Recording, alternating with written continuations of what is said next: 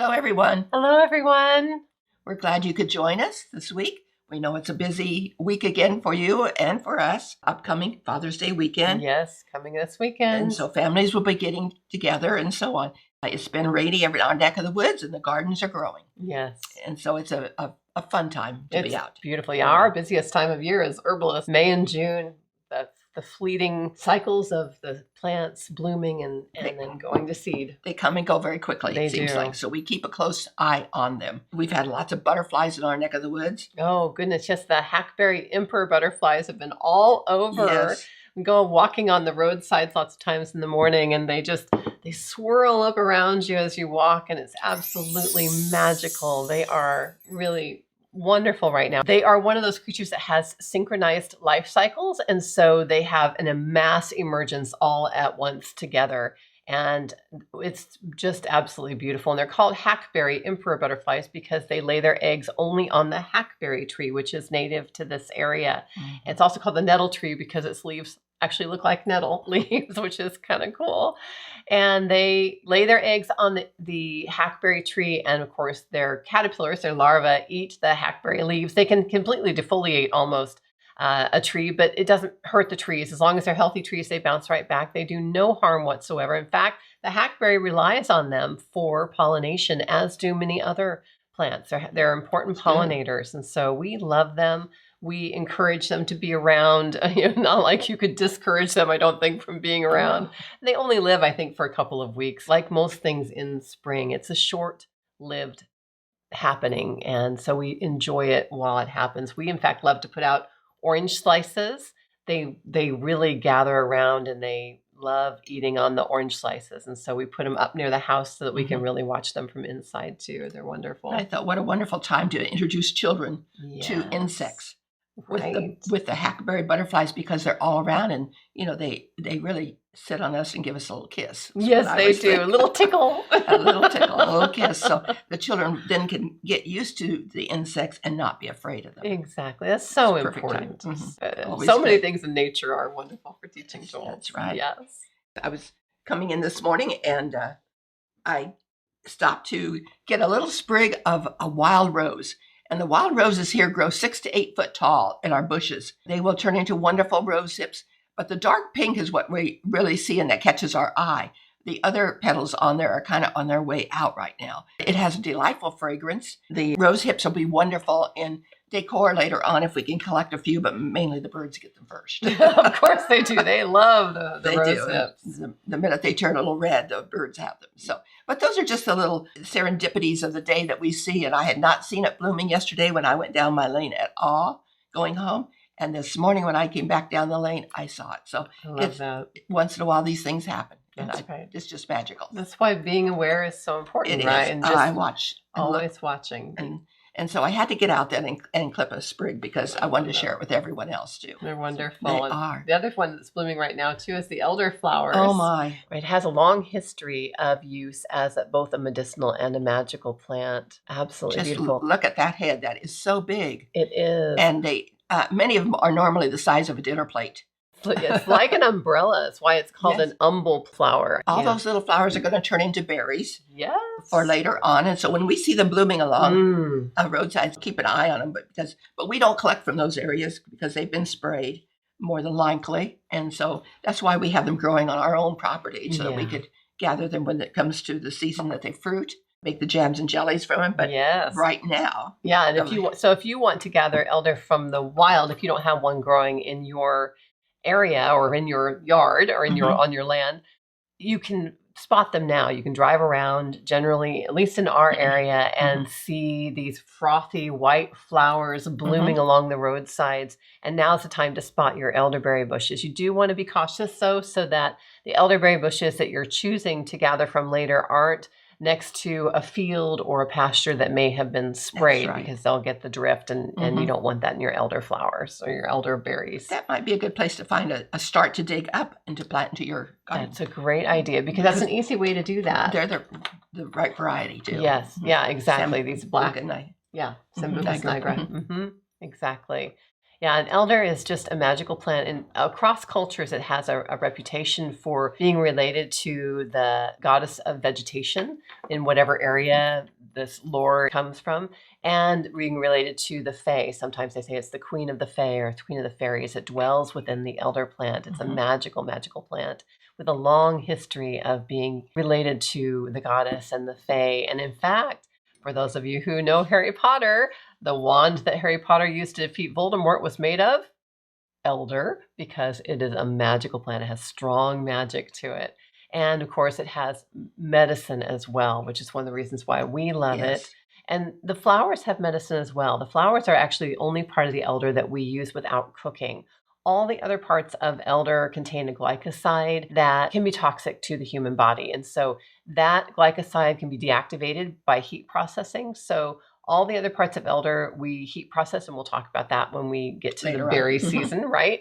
But right now, the elder flowers can be gathered. You want to wait until at least 3 days post-rain because elder flowers are very delicate, and the rain kind of washes off some of the medicinal properties and their natural yeast. We love to make elderflower champagne, we call it. It could also be elderflower soda. It's just a bubbly, fizzy drink with elderflower that's fermented because elderflower contains its own yeasts. And so it's easy to make this. And so we make it now and we stick it in the refrigerator. And a lot of times we don't drink it until Samhain, as a Samhain celebration. Which is the end of October. Yeah, the end of October, or our family celebration of those who have departed. We do that at that time in elderflower. We love to drink our elderflower champagne during that time, or sometimes we'll save it even until winter solstice. As long as you burp the bottles in the refrigerator so they don't explode. That's really important with anything fermented. It will last, so it's wonderful. And elderflowers help to cool the body, and they're also considered medicinal in their own right. And so we use them in some of our teas. I know they're in the Gray's Garden tea, Mom's Gray's Garden tea, and they're also in our Feel Better tea. And so we will dry them also to use as part of a tea blend. That's right. Knowing full well, though, that any flowers that we gather, it means that those flowers will not be producing berries. That's right. So you have to kind of make a choice, flowers or berries. And we kind of do it half and half. Yes, right. Yeah. We have plenty. We have so many. We've made sure we put little colonies of these elderberries in different areas of our land, so we would be sure we'd always have elder. And we always encourage people to plant an elder in your yard, as long as you have a big enough yard where you can maybe stick it in a corner if you live in town, because it will create a nice sized colony. I mean, quite a large colony, but they're wonderful to have. They are. Another thing I've been watching is my lavender that's growing in my backyard, and I do have the lavender I collect now is in a raised bed, and it has done so well. The one variety has done well, I will say that, and that is the Hidcote variety. There are two varieties. It's called Munstead and Hidcote, and we prefer the Hidcote. Those are the ones that overwinter here. They overwinter here fairly reliably. They are. Well, and there is another one called Phenomenal that will overwinter here also. There's some new varieties. I'm not quite as fond of the flowers of that one as I am of the Hidcote. Been watching them because the time to pick lavender is when it is in the bud stage, not the flower stage. If it gets to the flower stage and you dry it, then all the flowers are going to fall off, and all you're going to have is a stem. So pick it in the bud stage and hang your little bundles to dry. And then later on, you can take them off if you want to. And you'll have loose lavender to put in the potpourri. Add a few rose petals to that. Or use it for cookies.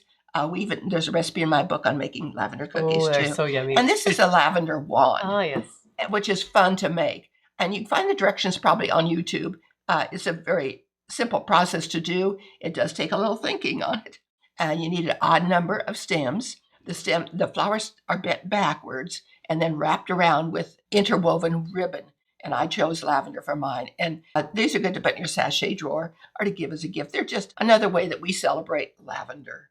And it's just a favorite of many. I think we've only run across one or two people that probably did not care for lavender. I can't imagine. Can't imagine why, but we just love it. It is a wonderful plant. And the ones that Mom mentioned are both lavandula and gustifolia. So there's lots of different species of lavender. When we're planting for culinary and medicinal use, we want to plant lavandula angustifolia, and there are different varieties, of course, of that, like the Munstead and the Headcoat.